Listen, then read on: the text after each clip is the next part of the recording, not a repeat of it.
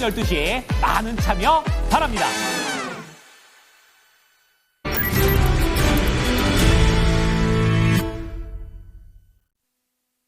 좀 전에 나온 속보 내용 하나 전해드리겠습니다. 미국과 중국의 관세 협의와 관련해서 추가 사항이 계속 나오고 있는데요. 미국의 발표입니다. 중국발 저가 수입품 관세, 그러니까 소액 소포에 대해서 관세 기존의 120%였는데요. 54% 인하 행정명령이 나왔습니다. 이 내용도 또 미국과 중국의 이 핑크빛 모드의 일환으로도 좀 볼 수 있을 텐데요. 이렇게 새로 나온 소식까지 알려드렸습니다. 그러면 3포인트로 이어가겠습니다. 오늘 함께해 주실 분은 미르경제연구소의 정태근 이사 모셨습니다. 안녕하세요. 네, 반갑습니다. 예. 그러면 어떤 포인트 짚고 계실지 첫 번째 포인트 공개하겠습니다. 오늘의 첫 번째 포인트, 미중 상호 보복성 고율 관세 대폭 완화 합의입니다. 미국과 중국이 서로 관세를 낮추기로 했죠. 각각 115%씩 낮추면서 30%, 10%. 아마 이 내용은 많이들 알고 계실 텐데 미국 증시 반응이 격했잖아요. 그리고 동시간대 진행되는 일본, 심지어 뭐 싱가포르, 말레이시아 이쪽도 굉장히 강한데 오늘 우리 증시 그리고 중국 증시 반응 왜 이런가? 사실은 이 포인트에서는 그게 궁금하거든요. 그렇죠. 많이 오늘 기대를 했을 거예요. 그런데 조금 재수 없을지 모르겠지만 저는 반응 없을 거라고 생각을 했어요. 왜냐하면은 그 이유는 간단해요. 제가 이 시간을 통해서 우리나라 증시를 얘기할 때 지금은 지수 대형주 장세가 아니다라는 얘기를 제가 끊임없이 했거든요. 그러니까 이유는 간단합니다.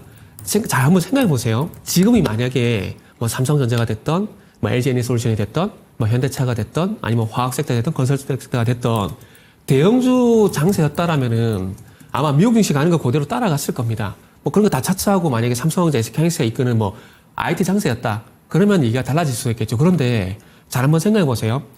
지금 장세에서 대형주가 강합니까? 중소형주가 강합니까? 그러니까 이것만 딱 생각하면 답이 나오는 거예요. 그러니까 잘 아시겠지만 미국 쪽 같은 경우는 뭐 엔비디아를 포함한 그리고 이제 뭐 테슬라 포함한 대형주들이 어쨌든 주도를 하고 있는 상황들이거든요. 그러니까 그쪽 같은 경우는 대형주들의 어떤 변동성에 따라서 지수가 같이 갈 수밖에 없는 거죠. 그런데 우리나라는 아니에요. 삼성전자 어제 5% 오르긴 했지만 삼성전자 차트 보시면 아시겠지만 여기 쭉 누워 있잖아요. 하이스도 마찬가지고. 그러니까 올해 3월달 이후에 하이스가 많이 꺾였었는데 그럼에도 불구하고 올라갈 때는 그런 흐름이 나오지 않고 있다라는 거죠. 그렇게 본다면 지수 대형주 장세가 아니기 때문에 조금은 아쉬운 흐름들이 나온다라 보시면 될 것 같아요. 그리고 뭐 관세 관련돼 가지고는 아마 많은 전문가분들이 얘기를 많이 하셨을 겁니다. 그래서 좀 지겨울 수 있지만 뭐 제가 보는 관점에서 오늘 한번 말씀 좀 드려보고 싶어서, 그리고 오늘 저는 뭐 4가지 포인트를 준비했지만 저는 이 첫 번째 포인트만 잘 하더라도 이게 그냥 제일 중요하다고 생각을 하고 있습니다. 자, 주말을 통과하게 되면서 저는 개인적으로 뭐 괜찮게 풀렸구나라고 생각을 했어요. 왜냐하면 왜가 중요한 거잖아요. 그죠? 자, 중국에서는 뭐라 그러냐면은 건설적인 합의였다. 이게 무슨 얘기냐면은 우리 안 싸웠다는 얘기예요. 우리 트러블 없이 그냥 원만하게 얘기 잘했다. 요런 거고요. 근데 미국 같은 경우는 상당 부분 진전이 있었다. 이 얘기잖아요. 이게 무슨 얘기냐면은 부분적으로 성과가 있었다라는 거예요. 그러니까 중국은 약간 아쉽지만은 미국이 약간 우위에 있는 성과가 나왔다는 얘기입니다. 그러다 보니까 이러면은 분위기가 좀 바뀔 것 같은데 라는 생각했는데 분위기가 아니나 다르게 바뀌었더라고요. 무슨 얘기냐면은 잘 보세요. 자, 지난주 금요일 한번 잘 보세요. 조선, 방산, 화장품, 미용기기, 엔터, 소위 말하는 관세에서 조금 이제 자유로운 섹터들 있잖아요. 요게 강세를 보이는데 이번 주 들어와서 어떻게 됐습니까? 분위기 확 바뀌어버렸죠. 네. 지난주까지는 관세가 엄청나게 큰 리스크였는데 주말을 통과하게 되면서 소위 말하는 관세 우려감이 조금 많이 해소가 된 거죠. 그러니까 분위기가 바뀌었다라는 거예요, 분위기가. 그래서 지금 아마 어제 오늘 같은 경우에 저도 종목 상담 방송 나와보니까 조선 방산 쪽 상당히 많아요. 상당히 많은데, 지금 약간 조심스러운 건 조선 방산 쪽에 수익 실현을 하고 만약에 있잖아요. 새로운 신상으로였던 자금이 이동하게 되면 어떻게 될까라는 그런 고민을 하고 있습니다. 지금 현대 죄송합니다. 현대가 아니죠. 죄송합니다. 하나에어로스페이스죠. 하나에어로스페이스 차트를 보게 되면, 자, 잘 보세요. 지금 어쨌든 종가 기준으로 보게 되면은, 지금 현재 기준으로 보게 되면, 어쨌든 단기 평선 5일선과 21선을 다 이탈한 상황입니다. 지금 화면 보신 바와 같이. 지금 보면은, 오늘 보시면 아시겠지만 고가가 20선 찍고 내려왔거든요. 그리고 현대로템도 마찬가지예요. 지금 21선 아래에 놓인 상황이거든요. 그러면 단기 추세가 약간은 걱정되는 부분들이 있다라는 거예요. 그런데 반대로 한국조선해양이라든지 조선주 같은 경우는 상대적으로 견조해요. 지금 오늘도 하락 출발했다가 지금 다시 올려주고 있는 상황들이거든요. 그러면 뭐 방사능 차치하다도 조선 같은 경우는 이렇게 땡겨줬기 때문에 역시 조정시 매수 관점이 맞구나라고 좀 볼 수도 있겠지만, 만약에 서두에 말씀드린 대로 이 관세에 대한 어떤 시장의 어떤 해석이 바뀌게 되면서 시장이 또 업종 순환매가 발생될 가능성도 배제는 할 수 없는 상황들이거든요. 그러다 보니까 개인적으로 조심해서 나쁠 건 없다라는 관점에서 일단은 좀 지켜보는 게 맞지 않을까라는 생각이 들어요. 그리고 제가 서두에 종목 상세를 말씀드렸잖아요. 시장은 작년부터 계속 순환매가 이뤄왔습니다. 제가 한번 리뷰 한번 해볼게요. 자, 작년 1월달부터 4월달까지 어느 섹터가 갔죠? HML, 피두랑 반도체 소부장이 강세였습니다. 그리고 5월달, 6월달 계절적 성수기에 들어가게 되면서 어떤 부분이 강세 보였죠? 화장품, 그리고 음식료. 그리고 7월달로 넘어가게, 7월달, 그리고 하반기로 넘어가게 되면서 미국 대선이 화두가 됐잖아요. 그러면서 바이오가 대장이었어요. 7, 8, 9, 10. 제가 여기서 맛집이라는 표현도 했었거든요. 그리고 나서 대선 끝나고 난 다음에 이제 방산 관련돼가지고 이제 MRO 얘기 나오게 되면서 조선 방산이 쭉 주도를 해오다가 지난달 같은 경우에 우리도 대선 앞두게 되면, 조기 대선 앞두게 되면서 정책 테마들이 강세 보였거든요. 자, 작년 1월달부터 주도 섹터는 끊임없이 변화를 해왔다라는 겁니다. 많이 오른쪽에서 빠져나가서 새로운 신상 섹터로 이 자금이들이 계속 있어 왔다라는 거죠. 조선과 방산이 안 좋다라는 것이 아닙니다. 조선 같은 경우는 지금 수주가 올해 200조가 수장고 200조가 넘을 겁니다. 이게 어느 정도 수준이냐면은 초호황기였던 2008년과 2014년도 수준이라고 보시면 될 것 같아요. 그만큼 잔고가 빵빵해요. 그리고 앞으로 미국 쪽 같은 경우도 LNG터미널을 더 만들게 된다라면은 또 수주가 더 들어오게 될 거고요. 그런 부분을 보게 되면 아직까지 나쁠 게 없고 조선은 계속 실적이 좋아질 겁니다. 그런데 조선이 나빠서가 아니라 이 관세라는 이슈가 예전에는 조금 무겁게 짓눌려 있었지만은 이 누른 힘이 약해지게 되면서, 즉 해소가 되게 되면서 시장이 시선을 만약에 돌리게 된다라면은 우리가 계속 조선 방산에 대해서 고집을 부릴 필요가 있을까요? 지금 조선 방산이 이끌고 있는 것처럼 작년 7월달부터 10월달까지 바이오가 이끌어오는 것처럼 새로운 섹터가 만약에 출현하게 된다라면은 지금 장세에서는 그쪽으로 가는 게 맞지 않을까요? 그렇기 때문에 저는 개인적으로 이번 주가 상당히 중요하다고 봅니다. 사실 5월 첫째 들어와가지고 화장품이 강세를 보이길래 작년 5월달에 화장품이 강세를 보였기 때문에 또 계절성 성수기 때문에 또 순환매가 왔구나라고 생각했는데 이 지난주 주말을 기점에서 그 흐름이 아직 또 깨져버렸어요. 정말 골치 아프게. 그렇기 때문에 지금은 다시 말씀드리지만은 저 개인적으로는 조심해서 나쁠 게 없다라는 그런 관점에서 일단 조금 지켜보세요. 조선도 그렇고 방산도 그렇고 정말로 이 관세라는 이슈 때문에 일시적인 어떤 변동성이었다라면은 조정시 매수 관점이 맞습니다. 근데 만약에 그게 아닌 새로운 신상 섹터로 했던 자금 이동이 발생되게 된다면 또 소외될 가능성이 있다는 거죠. 그래서 지금은 그걸 조심해야 된다는 겁니다. 그렇기 때문에 현금 확보가 혹시 가능하다라면, 물론 지금 그거와 연관성 없는 뭐 정책 테마 쪽 같은 경우는 변동성이 나오고 있긴 하지만 그게 아니라 뭐 작년 4월달까지 반도체가 그랬던 것처럼, 그리고 작년 10월달부터 조선 방산이 그랬던 것처럼 주도 섹터 혹시 잡고 싶다라고 생각하시는 분들, 그쪽으로 자금을 좀 많이 엮고 싶은 분들 같은 경우는 일단은 일정 부분 현금을 좀 많이 확보하고 난 다음에 새로운 섹터로 가는지 아니면 조선 방산이 조정이 다시 갈지에 대한 부분들은 좀 확인을 하고 좀 대응을 했으면 좋겠다는 말씀을 제가 오늘 꼭 드리고 싶었어요. 많은 시장 참여자들이 가장 궁금해하시는 부분이고요. 저희가 이 시간에 좀 전에 이 여인수 전문가 그리고 지금 정태근 이사와 함께 투자 전략 얘기를 하는데 이 각각의 전문가들도 이 부분에 있어서 미묘한 차이가 있더라고요. 그쵸. 기존의 이 조선방산 눌림목에서 바로 공략을 해야 된다. 그리고 지금 정태근 이사 같은 경우는 바뀔 가능성이 있을 수도 있는데 아직 확실하진 않으니 신중해서 나쁠 건 없다라는 시각이에요. 지금 어떤 판단을 하기보다는 좀 지켜보자. 이 내용으로 첫 번째 포인트는 좀 마무리를 해보겠습니다. 그러면 두 번째 넘어가겠습니다. 두 번째에서 봐야 될 부분은요. 트럼프 미국 대통령 약가 인하 행정명령에 서명을 했습니다. 네. 제 기억에 일주일 전 이 시간에 오셨을 네네. 때 비슷한 얘기를 했던 것 같아서 다시 내용을 찾아봤어요. 그랬더니 그때도 행정명령에 서명은 똑같았는데 지금은 약가 인하고 그때는 미국 의약품 제조 장려를 위한 행정명령이었더라고요. 그러면서 품목관세를 부과할 수 있다라는 그런 것이 있었고요. 네, 그래서 그때 저희가 제약바이오 얘기를 했었거든요. 그죠. 어제는 이 얘기 나오면서 급락을 했다가 그쵸. 오늘은 또 제약바이오 급등을 하는데 이거 어떻게 봐야 되는 거예요? 이게 지금 시장의 화두가 어쨌든 관세잖아요. 그러다 보니까 트럼프가 하는 말 한마디 한마디에서 계속 미묘하게 좀 반응을 좀 하는 것 같아요. 무슨 얘기냐면은, 자, 어제 같은 경우는 어쨌든 처방약 가격을 인하를 하겠다 얘기했어요. 그렇죠. 그러면서 바이오 전체적으로 흔들렸거든요. 그런데 또 트럼프가 어떤 얘기를 했냐면은, 약가 인하가 아니라 이 약가 인에서 발행되는 비용들을 타 선진국 쪽으로 전이를 시키겠다. 그러니까 이 약값에 들어가는 비용에 대한 부분들을 우리 제약사들이 부담하는 게 아니라 그것들을 다른 국가들로 전일시키겠다. 요 얘기를 하니까 그럼 약간 인하가 아니네? 그러니까 또 상승으로 또 반응이 나오는 거예요. 그게 잘 와닿지가 않은 게 우리 제약업체들이 약을 만드는데 드는 비용을 다른 국가로 전이시키겠다. 네네. 그 얘기는 뭐 개발 비용을 딴 나라가 내게 그쵸. 하겠다는 거예요? 그래서 네. 또 제가 말씀드리고 그래서 연결해서 제가 말씀드리고 싶은 게 뭐냐면은 네네. 그 약가 인하의 그러니까 자국 내 약값이 비싼 거에서 부정적인 발언을 하게 되면서 어떤 얘기를 했냐면은 국내 자국 제약사들이 왜 높은 비용의 R&D 비용을 우리가 부담하게 되면서 비싸게 신약을 도입해 오느냐. 요 얘기를 했거든요. R&D 비용. 네. 네. 근데 잘 보세요. 이 R&D 비용이 저는 여기에 탁 꽂혔어요. 왜냐하면은 자, R&D 비용은 여러 가지 많은 것도 있지만 그 속에서 우리나라 기업들과 가장 연관성 있는 게 뭐냐면은 신약 기술 도입. 제가 예를 들어 볼게요. 자, 알테오젠 같은 경우 머크사 쪽으로 대규모 기술 이전 계약료가 들어오게 되면서 주가 상당히 많이 급등이 났잖아요. 네. 그죠? 그리고 최근에 ABL 바이오 또 마찬가지 4조 규모의 기술 이전을 하게 되면서 또 주가 급등 사례가 있었잖아요.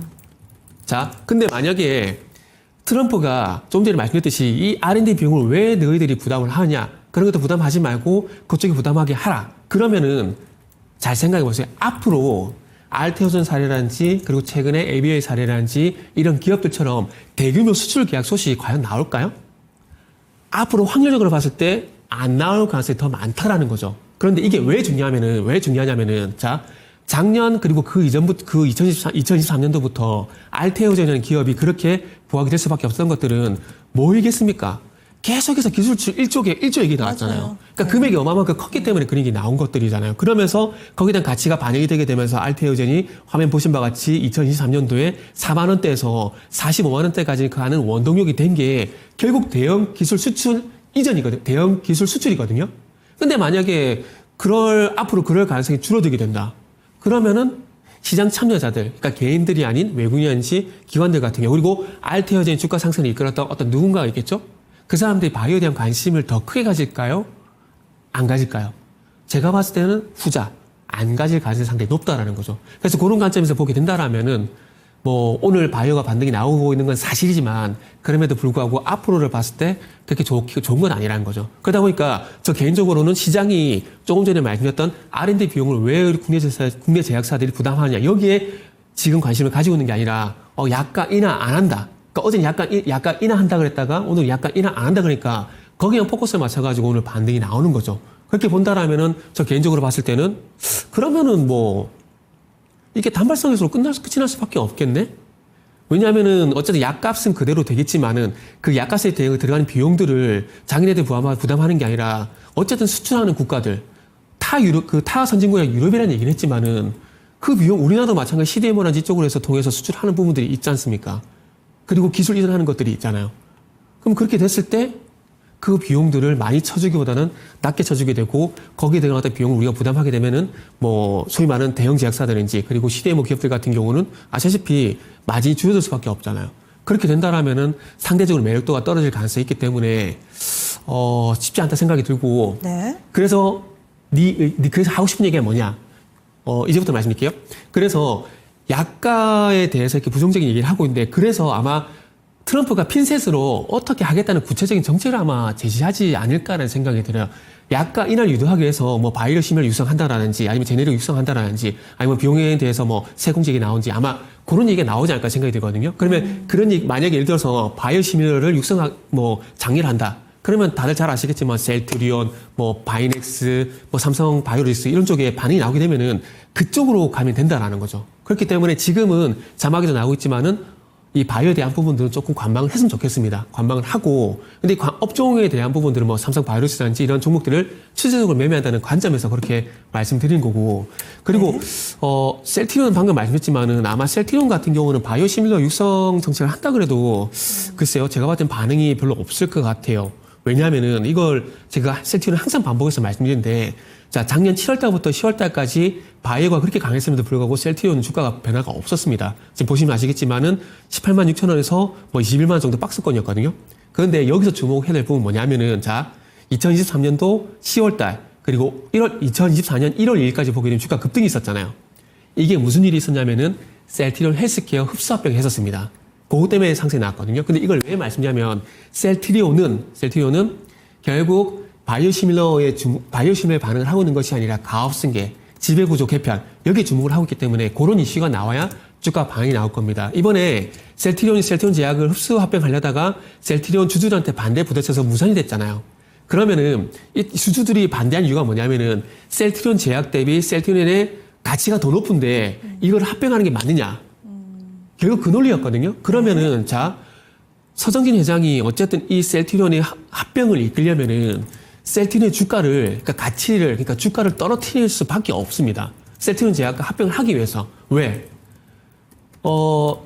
서정진 회장 자녀분 이름이 갑자기 기억이 안 나요. 서희전 의장인가? 그분한테 어쨌든 가업승계를 해야 돼요. 하려면은 셀트리온 제약 흡수 합병해야 되고, 그리고 중간 지주사인 셀트리온 홀딩스를 상장시켜야 되거든요. 왜냐하면 상속세 비용 때문에. 그래서 그런 관점에서 보게 되면 셀트리온 같은 경우는 일단 그런 가업승계 이슈를 보셔야 되고, 그 대안으로 삼성 바이오로직스라든지 그리고 바이넥스 이런 것들이 이제 혹시라도 바이오시밀러에 대한 얘기가 나오게 된다라면은 반응이 나오는지 한번 봐야 되지 않을까라고 말씀드리고, 또 말이 길으시네요. 그래서 그렇게만 말씀드리고 좀 정리하도록 하겠습니다. 이것도 사실은 저도 궁금한 게 많은데 저희가 시간 관계상 이쯤에서 좀 마무리 짓겠습니다. 세 번째까지 해야죠 그냥.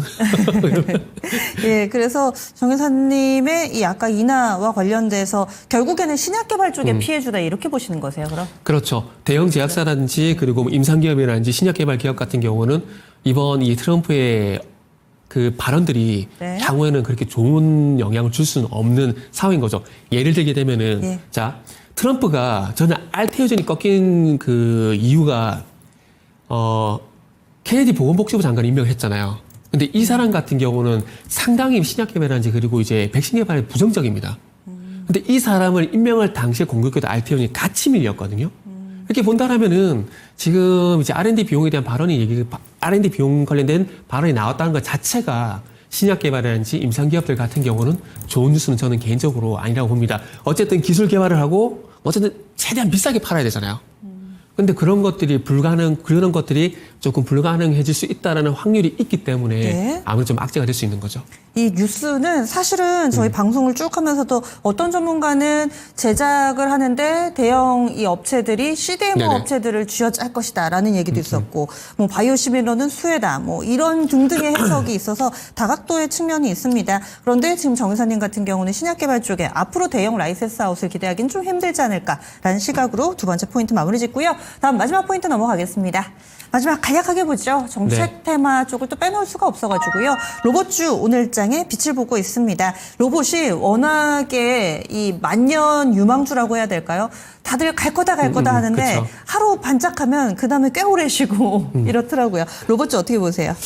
로봇주 같은 경우는 올해 2월 달에 강세를 보였다가, 그러니까 다들 잘 아시겠지만은 테슬라를 비롯한 옵티머스, 휴머노 로봇, 요거 관련돼가지고 상당히 많이 기대감이 있었잖아요. 그리고 난 다음에 작년 10월 달에 바이오가 그랬던 것처럼 모멘텀이 쉽게 되면서 좀 약세를 보이는데, 지금 이제 최근에 AI가 강세를 보이는 것처럼 로봇 같은 경우도 마찬가지 비슷한 관점에서 일단은 단기적으로 좀 봐야 될 것 같아요. 오늘 개인적으로 아침적인 로봇 쪽이 강세를 보이길래 종목들의 흐름을 아침부터 좀 유심히 좀 지켜볼 수 있는 그런 기회가 있어가지고 지켜보고 있었거든요. 램보 로보틱스라든지 이런 소위 말하는 대장 로봇주들이 좀 강세를 보이다가 한 개장하고 난 뒤에 한 1시간 뒤부터 힘이 좀 빠져버리더라고요. 그러면서 지금 이제 로봇 같은 게 보시면 아시겠지만 유진 로봇이 또 상한가가 있잖아요. 그리고 이제 BQ, AI 이런 것도 올라와 있고, 그리고 이제 나우 로보틱스라든지 하이젠 R&M, 클로봇, 휴림 로봇. 그러니까 소위 말하는 중성 로봇들이 현재 상해 랭크가 돼 있거든요. 오늘 같은 경우에 뭐 현대차와 그리고 보선 다이너믹스와 그리고 LG노텍의 어떤 협업이라든지, 그리고 이제 뭐 옵티머스 관련돼 가지고 테슬라 이슈라든지 이런 것도 분명히 있습니다. 그런데 이슈의 우선순위 측면에 봤을 때 어느 쪽에 더 많이 영향을 받는지 이걸 체크하는 게 가장 중요하다 보고 있거든요. 그런데 아시다시피 이제 어르신 뭐 국가 돌봄제라든지 이런 정책에 대한 얘기가 나왔고, 그리고 이제 뭐 윤호 같은 경우는 사회이사가 또 아시겠지만 대선 캠페인에 합류를 했잖아요. 그래서 그런 관점에서 보게 된다라면은 아마 제가 봤을 때는 로봇의 어떤 사업에 대한 기대감들보다는 정책 테마 쪽으로 좀 이제 테마가 좀 반영이 되는 것 같아요. AI와 마찬가지로. 그래서 그런 관점에서 보게 되면 조금 개인적으로 좀 아쉽더라고요. 네. 그래서 조기 대선이다 보니까 대선이 얼마 남지 않았잖아요. 그래서 그런 관점에서 보게 되면은 로봇 같은 경우는 네. 정책 테마, 정책에 대한 기대감에 의한 단기 테마로 일단은 먼저 대응을 해야 되지 않을까라는 말씀을 드리고 싶네요.